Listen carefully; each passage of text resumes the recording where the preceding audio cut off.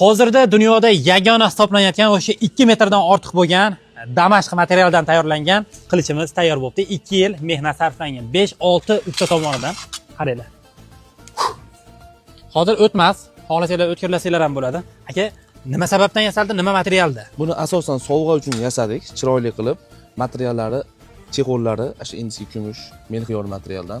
Har bir detallari, yo'llari qo'l mehnati asosida tayyorlangan. Bunga chiroyli bo'lish uchun, bezak uchun filtrchilardan foydalanganmiz. Mana bunaqa ko'k toshlardan foydalanganmiz.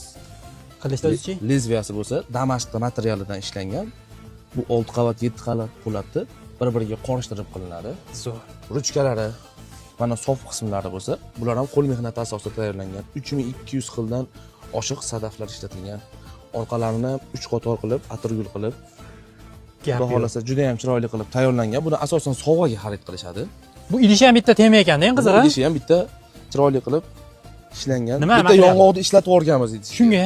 Faqat yong'oq materialdan foydalangan. Aka, buni narxini necha pul qilib berasiz endi? Sotilsa endi. Buni narxi bebaho narsa. Kin mobaynida 5-6 usta tayyorlagan. 15 ming AQSh dollari bo'lsa, kelishadi, xudo xolasa. Kamaytirib berasiz biz obunachilarga. Ha, hozir siz obunachilaringizga kamaytirib beramiz. Endi kim oladi desalar, buni ishqibozlar bor. O'tgan safarga ham 10 ming atrofida ketgan. Buni ham xudo xolasa keltirib beradi. Buni dokumentlari bor, qo'shni davlatlarga o'tkazsa bo'ladi. Bemalol o'tkazsa bo'ladi.